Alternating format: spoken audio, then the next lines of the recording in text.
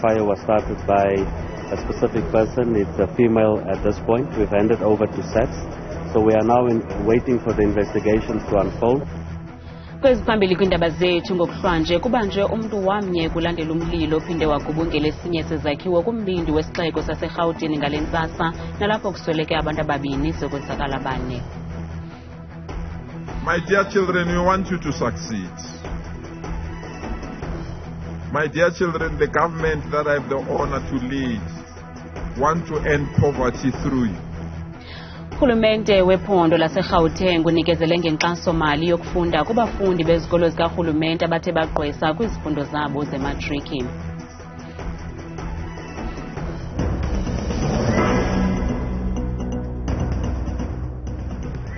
Sinamkele kwiindaba zethu ngokuhlanje andihamba ndodwa ndihamba nophumza sikhumba noyitoliki yolwimi lwezandla Bhotani Msontsondo. Kulindeleke ukuba avele enkundleni kungekudala owasetyhini obanjwe ngezityholo zokutshisa emva kokuqhambuka komlilo kwesinye sezakhiwo ezikumbindi wesixeko saseRhawutini namhlanje ngabantu ababini abaswelekileyo ngelixa abane bengeniswe esibhedlele ngenxa yomonzakalo ukanti bangaphaya kwekhulu abashiyeke bengenandawo yokuhlala. Amagosa esixeko athi nangona uphando lusaqhutywa kodwa lo wasetyhini urhanelwa ngomntumeka ngomlilo kwigumbi apho kuhlala khona isinqandamathe sakhe ngenxa yesikhwele. Kunyaka ophelileyo kwasweleka abantu abangama-77 kumlilo waqhambuka kwakwesinye sezakhiwo kwesi sixeko. Bekungenjiqukuqa namhlanje ngethuba esi sakhiwo sivutha amalanga ke. Abaziboneleyo bathi obhinqileyo ubenkqonkqoza kwigumbi lalowo ancuma naye emva kokutshintshiselana ngamazwi arhabaxa aquka izisongelo kuvuthe umlilo. Bekumalunga nentsimbi yesine ngethuba elinenekazi lenkqonkqoza. Kuye kwavula umntu oyindoda wacela ukuba ahambe baza kuthetha kusasa. Akavumanga lo sisi ze wabuya neparafini wagalela waqhwitha.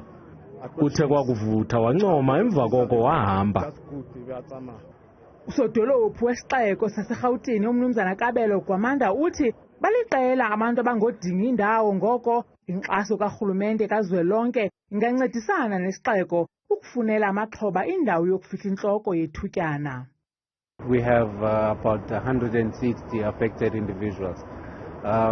We are currently working on relocating them to a temporary emergency accommodation, but that will have to be done in collaboration with national government because then they would have to assist us financially in terms of the facilities that would need to allocate for them. We have, together with our emergency services, the disaster management, have secured assistance from all our sponsors, a gift of the givers.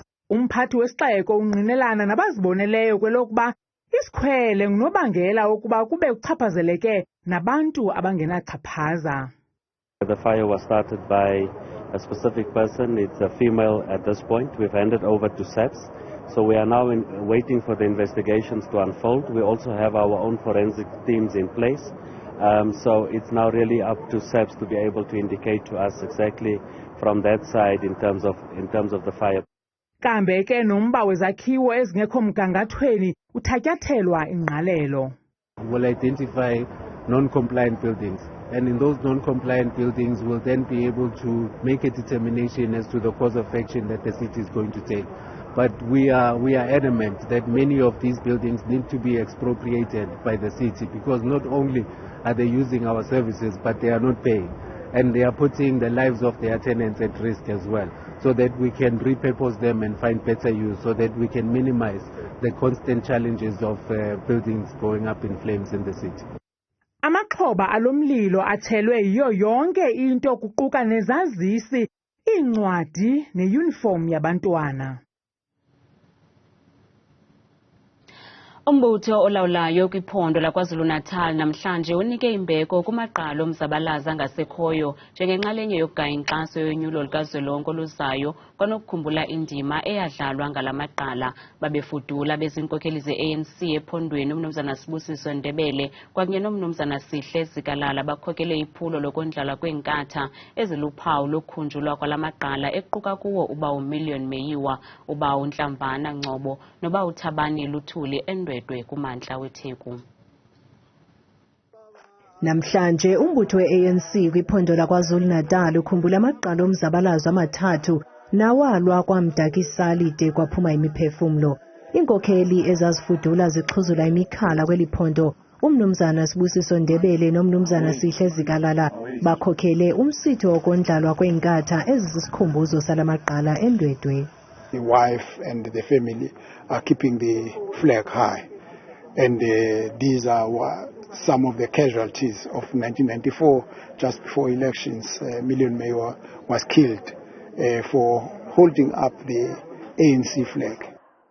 uZikalala ukhumbule imbali eteketeke yalamaqabane watsho esithi ubunzima abadlula kubo mayibele ikhuba lokwenza bhetele njengombutho. Asikho la ukuvula amanxeba. Silana ukuthi lo bunzima esadlula kubo abusikhande sibe strong ukuya phambili. Ukuya phambili ukuya empilweni engcono. Ukuya emputhukweni la abantu bakithi bezohlala benamanzi nogesi nezindlu.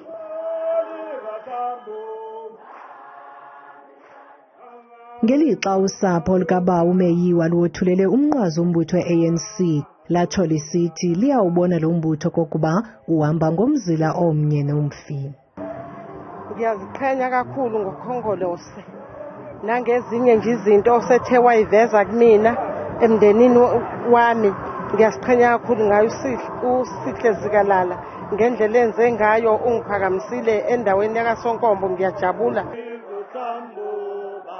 I-ANC ithi imile nje namhlanje kungenxa yezithukuthuku zalamagqala angasekhoyo.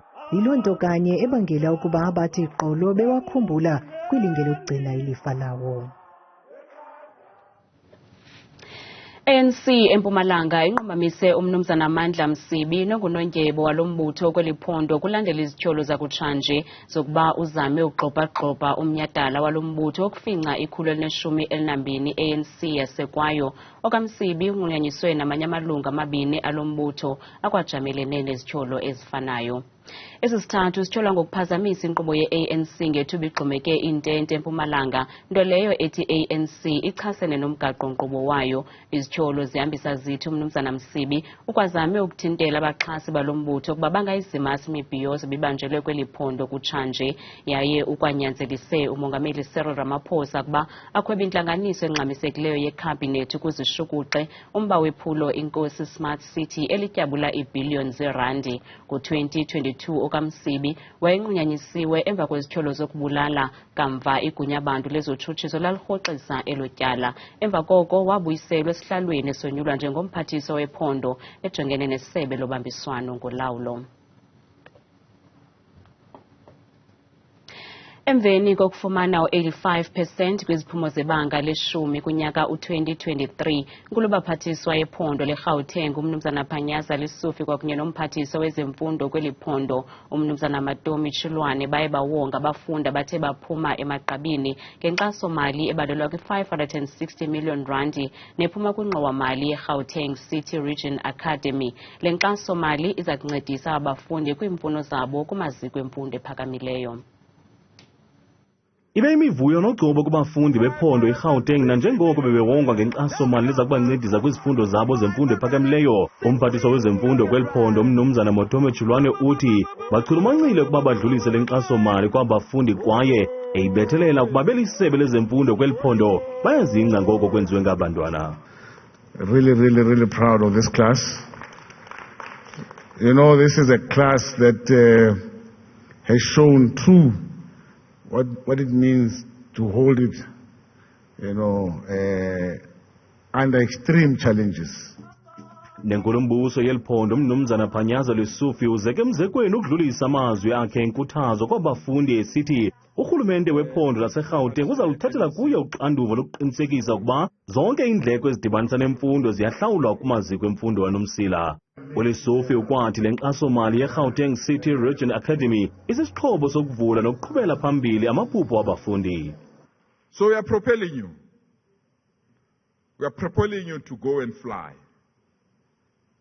We are propelling you to go and play with your ideas. My dear children, we want you to succeed. My dear children, the government that I have the honor to lead want to end poverty through you.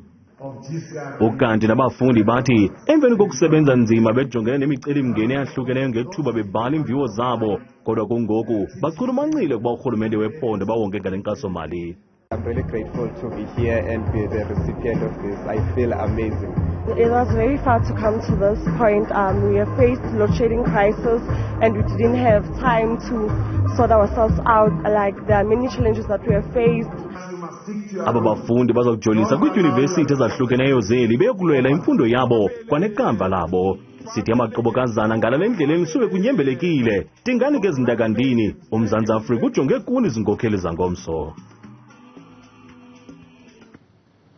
Ukungabikho kwendawo kwizikolo zaseGauteng kube kuxinzelelo kwintsapho ezininzi. Usapho lwaseJermiston luthi urhulumente makayinike ingqwalasela emandla indlela yokufakwa kwezicelo kusetyenziswa ubuxhakaxhaka bale mihla nanjengoko kunzima ukufumanela abantwana indawo ezikolweni. Ukanti kusenjalo isebe lezemfundo ephondweni lithi lisebenza nzima ukuze wonke umntana azibone segumbini lokufundela. Olusapho lwamalungu amahlanu luthi luhlalo lonwabile. Kodwa le nyanga kaJanuwari inzima kakhulu kulo nanjengokuba abantwana balo ababini bengekaqali esikolweni kulo nyaka. We applied very early for the grade 8. When they said online registration is open, then we started applying online. We applied and then we didn't put the documents. After that they said we must put the documents. We did put the documents. Everything was fine. The only thing that was not fine is that the number that we put for it was wrong. She was supposed to be the one receiving the SMS and everything. So nothing came through. Nabantwana ke bakhathazekile ile meko. It's been too stressful, especially for my older daughter. It's been too stressful. She doesn't cope at all, always crying, especially when other kids are going to school and she's at home doing nothing.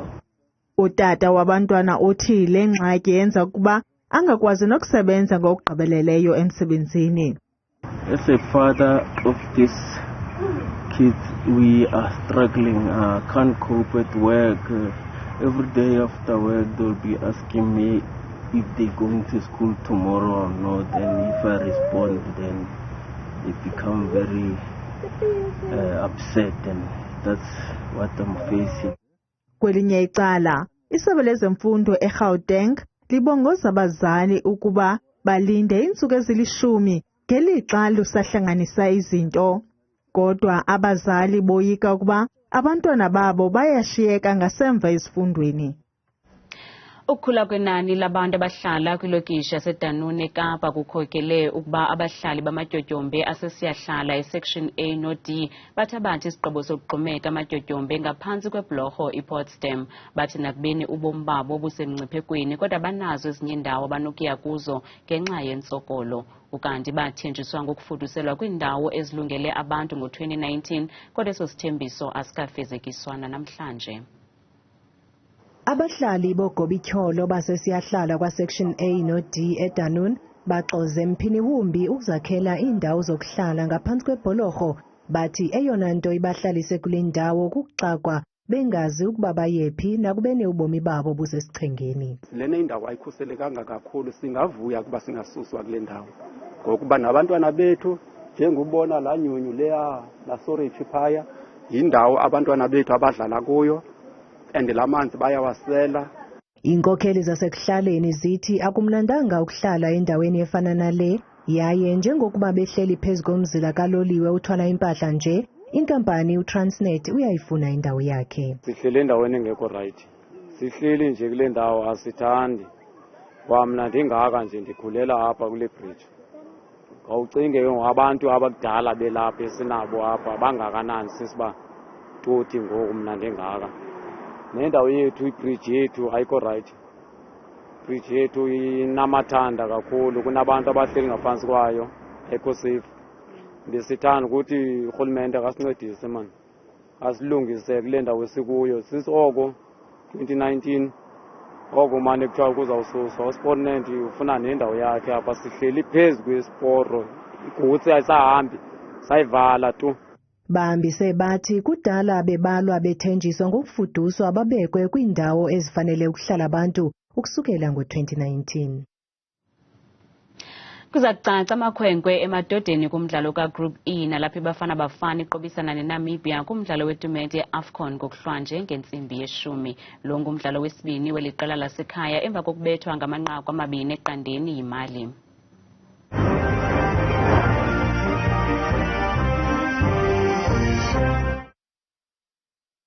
Abafana bakayuko Bruce ndiyabathemba bazosenza sizidle ngabo namhlanje. Hayi badlala kakuhle kakhulu ngeke sidestroy iNamibia kaloku noba sixhaphake kuhle utyhini izawubhida umtyholi kaloku ayisekelwa ngoba mayinkangathwe mayibhuqwe yonke imihla. Hayi abafana bafani ngathi bandityhafisa mna ngoku izike andabi nalo nethemba. Angiboni ukuthi neBafana Bafana izowina lo mdlalo wayo neNamibia. Indlela edlalayo nje ayisinikeza amathemba kakhulu. Ngiyabethemba ke nokho abafana bazosenza sijabule nathi emva kokuba kade sayigcina injabulo.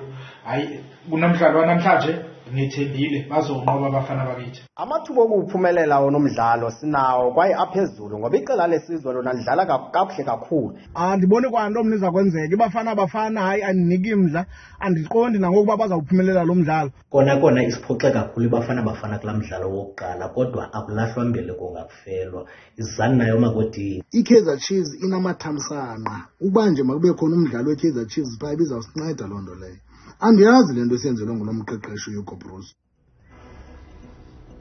Bukelo ngaphefumula kwimixholo yethu sebenzisele nombolo kaWhatsApp neku-071 670 2548. Kanti uThabile Makhaphela selengqangile neMozulu.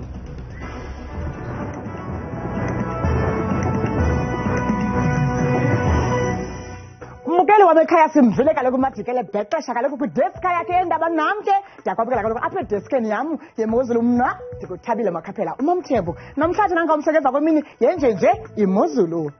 Sivule ke mzotho ekhaya ngokuqoshela ngokubanzi kaloku ingqe yonke yemvula imimoya kunetha nelanga elitshisayo apha kuMzantsi Afrika kuphela ngamandla kaloku phaya ephondo likumantla njengaphaya kaloku koPretoria ngo-15 degrees phaya ekuseni bavala usuku ngamafunjangephi ka-32 degrees. Imeko yethu yamqondo lokutshisa wethu aphantsi naphakabe phangomso sivule kaloku phaya eMpuma Koloni njengaphaya kaloku kukaladwe kwembindini ngo-27 degrees phaka bevala imini ngabafika khona futhi ekuseni kanti ekuseni bevuka kaloku ngo-15 degrees.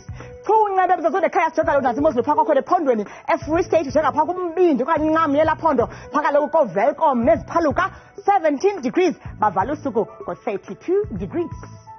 Nanso ke bekwela bakhaya iMozulu phaya ephondweni lethu liphaka kaloku entshona koloni njengapha kunxweme phaka kaloku Fredendal 70 degrees phaya ekuseni ngomso ngorhatya lihlale kamandi umhlabilanga bavala usuku futhi ke bekwela ekhaya 34 degrees. Mukelo kade bizozudozole apha ekhaya nalo kaloku iphondo lethu kuphaya eNorthern Cape Kuruman kuhle pha bevuka ekuseni ngo-20 degrees baqoshe isimini kamandi ngabashumi 3 futhi ekhatshwa kaloku 3.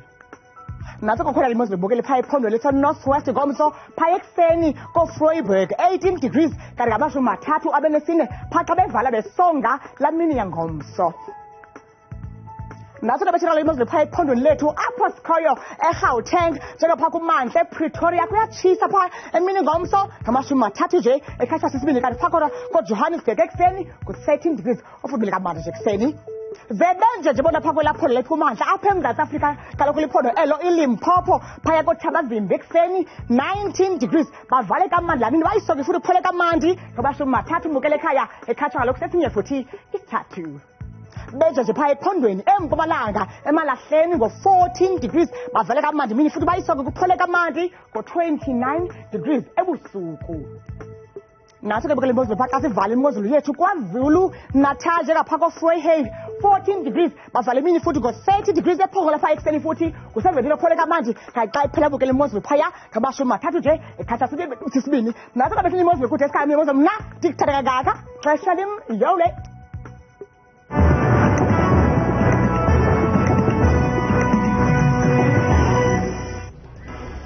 Bukelo ngazifumana izindaba nezinye kwiqonga lethu le-YouTube nelithi Iindaba Zethu 163 oxa bethu baza kuziphaka zishushu ngolwimi lwesiZulu kamnandi mawethu.